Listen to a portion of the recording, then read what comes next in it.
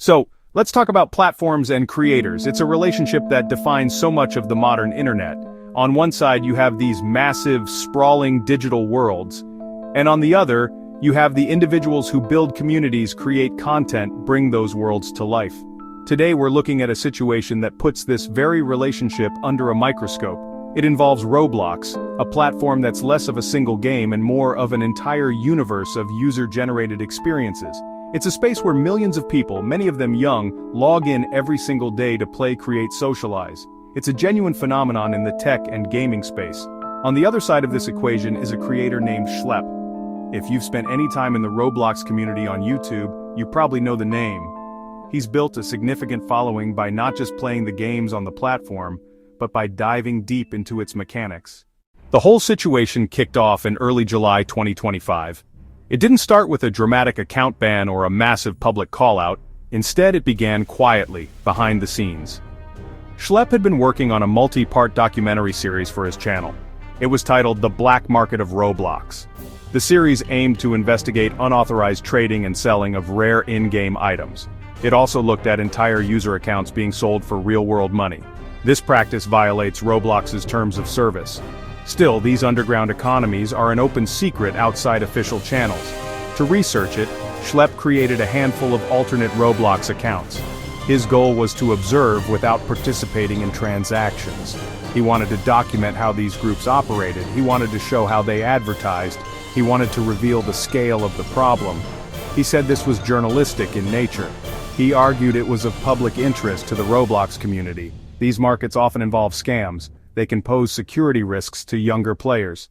Let's walk through the timeline because the sequence of events matters. First domino, July 10th, 2025. Schlep's first research account got a permanent ban for ban evasion. Between July 11th and July 18th, 2 more alternate accounts were banned for the same reason. During this period, he tried using Roblox's official support channels to appeal. He says he only got automated template responses that missed his case details. The situation went public on July 20th. Feeling ignored, Schlep uploaded a YouTube video. Title: Roblox is trying to silence me. In the video, he laid out the full story. He explained the purpose of his documentary and showed evidence of his appeals. The video exploded, millions of views in 48 hours. #Free Schlep trended on X, formerly Twitter. It also trended inside Roblox. Players showed support across multiple games. July 21st, a critical turning point. From Schlep's perspective, this was never about breaking the rules for personal gain. His entire argument rests on the idea of journalistic intent. He presented himself not as a rule breaker but as a watchdog trying to expose a serious issue that affects countless users on the platform. In his initial video and subsequent follow-ups, he emphasized that his goal was to create awareness around the dangers of black market trading, which he believed Roblox wasn't doing enough to combat. He argued that to properly investigate and report on this underground economy, he had no choice but to create observer accounts to see how it worked from the inside. He also made a very strong case about the failure of Roblox's support and communication systems. Schlep documented his attempts to resolve the issue privately, showing screenshots of his support tickets and the generic, unhelpful responses he received. This narrative resonated deeply with many players who have had similar frustrating experiences with Roblox's moderation. His plea was essentially, "I tried to do this the right way, I tried to communicate, but I was met with a brick wall." By banning his main account after he went public, he framed Roblox's actions as retaliatory, designed to silence a critic rather than address a legitimate platform issue. Roblox's position, on the other hand, was grounded in policy and scalability. From their perspective, the rules are the rules for a reason, and they must be applied consistently to a user base of hundreds of millions. In their public statements and in rumored communications through their developer relations program, their stance was clear. Creating alternate accounts to evade any kind of system, including getting around potential moderation flags, is a direct violation of their terms of service. They simply cannot make exceptions because doing so would create a slippery slope and open the door for bad actors to claim journalistic intent as a cover. The company also emphasized the safety aspect, but from a different angle than Schlep. They argued that any interaction with black market communities, even for observation, is inherently risky and normalizes a dangerous part of the internet for a young audience. Another key part of Roblox's defense was the integrity of their moderation system. While the community saw an automated system failing to grasp nuance, Roblox saw a system working as intended. The reaction from the Roblox community was nothing short of explosive, and it was, honestly, deeply divided. On one side there was this massive wave of support that swelled for Schlep. The #Free Schlep movement in-game protest players gathering in social hubs avatars dressed like Schlep. Many players felt Schlep was their champion, standing up to the faceless corporation governing their digital space. They shared negative experiences with Roblox moderation, calling Schlep's case a symptom of a broken system punishing the innocent while letting real rule breakers slide. However, the community wasn't entirely unified. Another portion of players and creators sided with Roblox's reasoning. They pointed out Schlep knowingly violated the terms of service by creating alternate accounts. His journalistic intent wasn't a valid excuse to them. This entire incident has sent a significant chill through the Roblox content creator community, especially for those who engage in investigative or critical content. The message received by many was honestly pretty clear. If you investigate sensitive topics that paint Roblox in a negative light, you are putting your account and your livelihood at risk.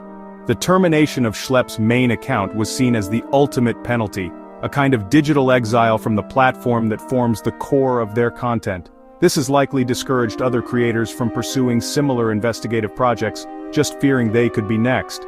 The controversy has also forced creators to really reevaluate their relationship with the platform. For years, many have operated under an unwritten assumption that if they brought significant positive attention and engagement to Roblox, they would be treated with a certain degree of leniency, or have access to better communication channels. Schlep's case just shattered that illusion. It demonstrated that, when it comes to enforcing core policies, Roblox is willing to deplatform even a major influencer. This has led to a sense of precarity among creators. This may push some to diversify their content, exploring other games or platforms to ensure they aren't so vulnerable. Flowchart, creator video, platform policy, community impact. It also serves as a stark reminder of the importance of owning your audience directly. For the average Roblox player, the direct impact of this controversy might seem, well, pretty minimal. The games they play are still there, their accounts are safe, and the platform functions just as it did before. However, the indirect consequences on the user experience are more subtle and potentially more significant in the long run.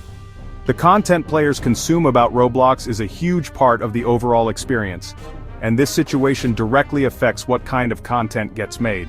If creators are now afraid to investigate scams, expose cheaters, or critique platform decisions, players lose a valuable source of information and advocacy. This event has pulled back the curtain on the mechanics of platform governance. For many younger users, it may be their first real lesson in corporate power and public relations.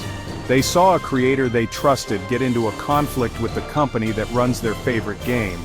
This can change a player's perception of Roblox from just a fun place to play games, to a complex corporate entity with its own set of priorities that may not always align with the community's desires. Players organized, they debated, and they took sides within the platform itself. So, what have we learned from this whole affair, and what could happen next? The most important lesson is for creators.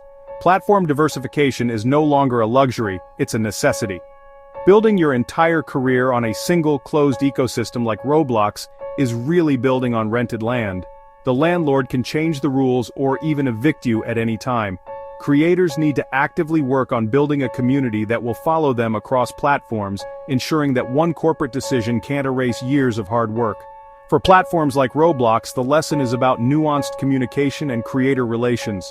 Enforcing policies consistently is crucial for a platform of its size, but a one-size-fits-all moderation approach is bound to fail with complex high-profile cases.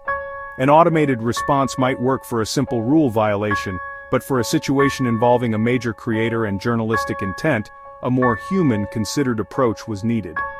Investing in a dedicated creator liaison program that can mediate these issues before they explode publicly could save them from major PR disasters in the future. Looking ahead, there are a few possible paths. He might focus on other games or become a broader commentator on platform politics or the creator economy. His audience, now energized by this conflict, may well follow him on this new journey. His audience will likely engage with new content. It's unlikely that Roblox will reverse his ban anytime soon, as doing so would be a major admission of fault. They will probably wait for the storm to pass and quietly review their internal policies to avoid a repeat. The most optimistic outcome is that this serves as a wake-up call for the entire industry. This isn't just a Roblox problem, it's a platform problem across the board. This incident could fuel a broader conversation about establishing a creator's bill of rights advocating for clearer communication, transparent moderation processes, and more robust appeal systems across all platforms.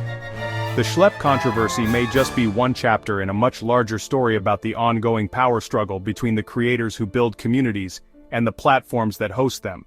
If you want updates as this story unfolds, subscribe and join the conversation.